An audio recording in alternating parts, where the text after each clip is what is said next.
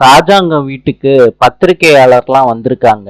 ராஜாங்கம் கேக்குறாரு, வாங்க வாங்க, என்ன விஷயம்?